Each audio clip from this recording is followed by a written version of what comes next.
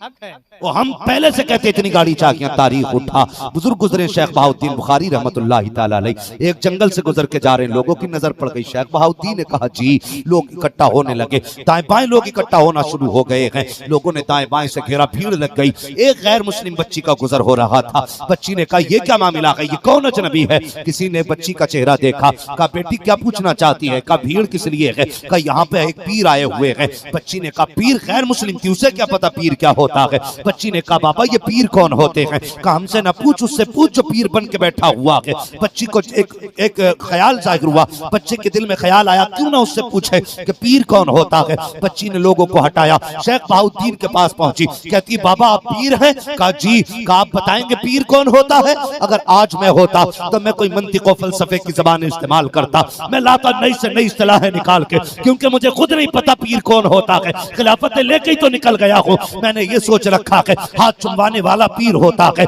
कदम चुमवाने वाला पीर होता है, जिसके नारे लगे वो पीर होता है। लेकिन शेख बहाउद्दीन ने कहा था बेटी हाँ मैं पीर हूँ। कहा बाबा पीर कौन होता है? कहा बेटी पीर वो होता है जो मुसीबत में लोगों के काम आया करता। सुभान अल्लाह सुभान अल्लाह। उसे पीर कहते हैं जो मुसीबत में काम आता है। जो फसल में चंदा लेने आता वो पीर नहीं, जो लोगों के काम आए वो पीर बेशक होता है।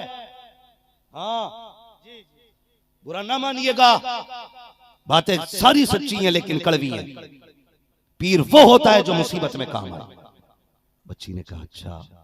कहने लगी बाबा जी बेटी फिर मुसीबत तो किसी को भी आ सकती है ना? कहा हाँ मुझे भी आ सकती है। कहने लगे बेटी बिल्कुल, मेरे भी काम आ जाओगे?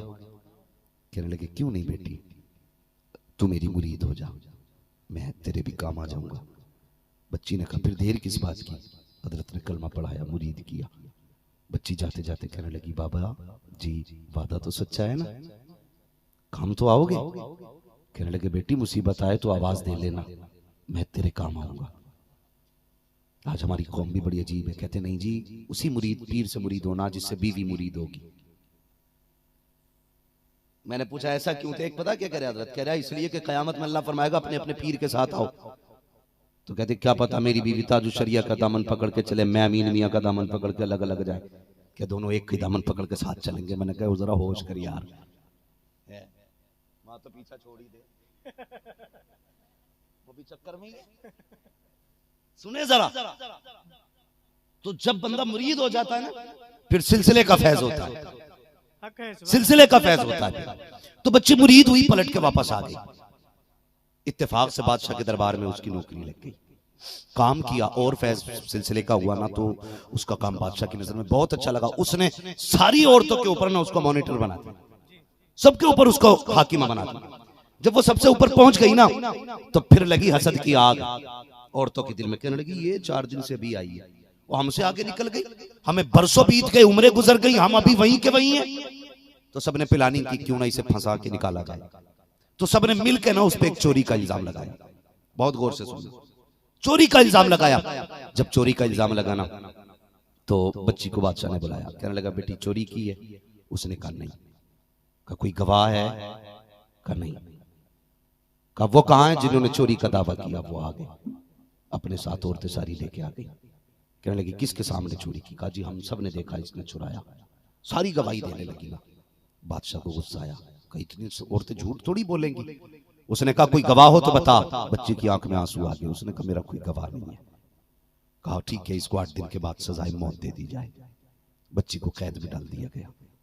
जब बच्ची कैद की तरफ चलने लगी ना, उसने रुक किया बुखारा की तरफ। कहने लगी अरे बाबा अब तो आजा, मुसीबत आ गई है, कब आएगा? ये कह के बच्ची कैद खाने में चली गई। 1 दिन गुजरा, 2 दिन गुजरा, बच्ची रोती रही। 3 दिन, 4 दिन, 5 दिन, 6 दिन, 7 दिन। जब फांसी वाला दिन आया ना, बादशाह के सिपाही आ गए, बच्ची से कहने लगे चल तेरी मौत का वक्त आ गया है। अल्लाह अकबर। जब बच्ची को कैद खाने से निकाला ना, बच्ची जाने लगी। तो मौत कैसे दी जाती थी? उस वक्त ना किले की दीवार पे खड़ा कर दिया जाता था और नीचे धक्का दे दिया जाता था, जो गिरता था मर ही जाया करता था। ये थी उस वक्त की सजाए मौत। बच्ची को जब किले की दीवार की तरफ लेके जाने लगे ना, बच्ची मुड़ मुड़ के किसी को देख रही थी। सिपाहियों ने कहा क्या देख रही है, 8 दिन हो गए तुझसे कोई मिलने तक नहीं आया, किसी ने तेरा मिजाज तक नहीं पूछा, तेरी तबीयत पूछने तक नहीं आया, तुझे मौत की सजा दे दी गई, कोई तुझसे मिलने तक नहीं आया, अब किसकी राहें तक रखी है। बच्ची ने रो के कहा था किसी ने आने का वादा किया था उसकी राहें तक रखी हूं, किसी ने आने का वादा किया था उसका रास्ता देख रही हूं। अल्लाह अकबर। सिपाहियों ने कहा कोई नहीं आने वाला है। बच्ची चलने लगी, जैसी पैरियां आई हैं ऊपर चढ़ने की, बच्ची ने पहली पैरी पे पैर रखा, रुक गया बुखारे की तरफ, कहती बुखारे वाले अब तो आजा कहीं देर ना हो जाए, अब तो आजा कहीं देर ना हो जाए। बच्ची चढ़ती गई, रोती गई, चढ़ते चढ़ते जब वो दीवार आ गई है जहां बच्ची को खड़ा किया जाना था, उस दीवार पे बच्ची को खड़ा किया गया। आखिर में बादशाह का फरमान आ जाता है, बच्ची से पूछो अगर कोई आखिरी ख्वाहिश हो तो पूरी कर दी जाएगी, कोई जरूरत हो तो बताए। बच्ची ने कहा था एक ख्वाहिश है। कहा कौन सी ख्वाहिश?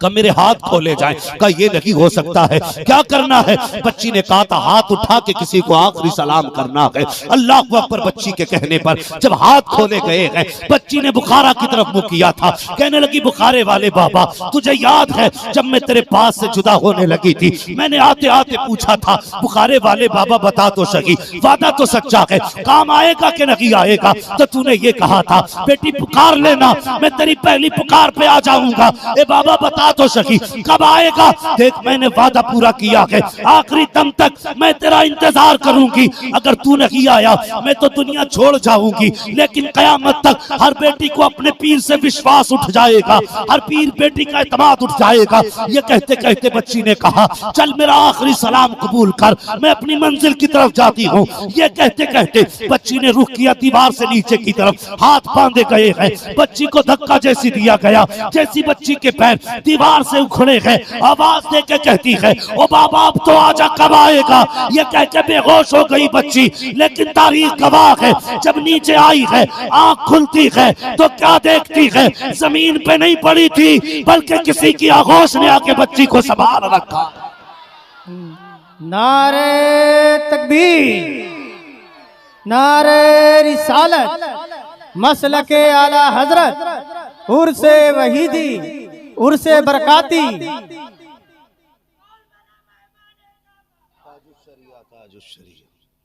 हाँ भाई ये होते हैं पीर, इन्हें कहते हैं पीर। हालत अल्लाह अकबर। कई पीर ना दुआ कराने खड़े होना तो बिस्मिल्लाह तक सही नहीं पड़ती, और जिधर हाथ उठाते जा चल सारी जन्नती तेरी। हद कर दी बिल्कुल। दीन असले दीन। हाँ इतना कुरान सीखना तो हर मुसलमान पे फर्ज है जितना नमाज के लिए जरूरी है।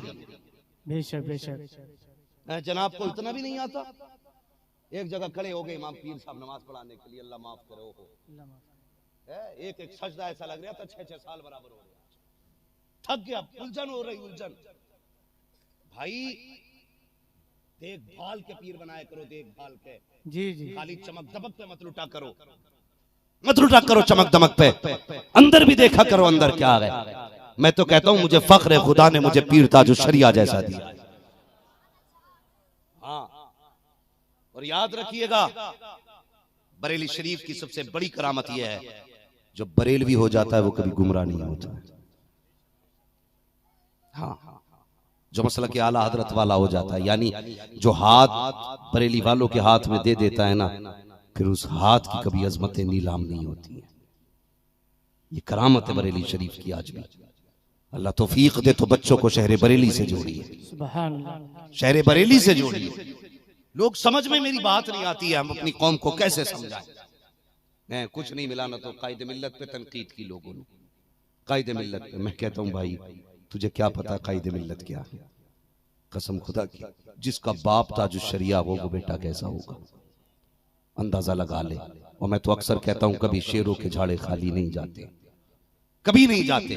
सरकार मुफ्ती आजम हिंद के विशाल पे लोगों ने डांस किए थे, सोच रहे थे भाई अब खत्म मसला, कोई नहीं आएगा बरेली में, लेकिन खुदा ने अख्तर रजा को पैदा किया और पूरी दुनिया के अंदर फिर उनको ताजु शरिया के नाम से पहचाना गया। और ताजु शरिया के विशाल पे दुनिया भर की बातें मौज करने लगे लोग, गए खत्म। लेकिन खुदा ने कायदे मिल्लत जैसा हमें रहनुमा दे दिया। सुभान अल्लाह, सुभान अल्लाह। आज क्या ये बात गलत है? आज कायदे मिल्लत के चेहरे में ताज शरीयत का चेहरा नजर आ रहा है। माशाअल्लाह, माशाअल्लाह। ये हुस्न है उनके घर का। बेशक। अल्लाह अकबर।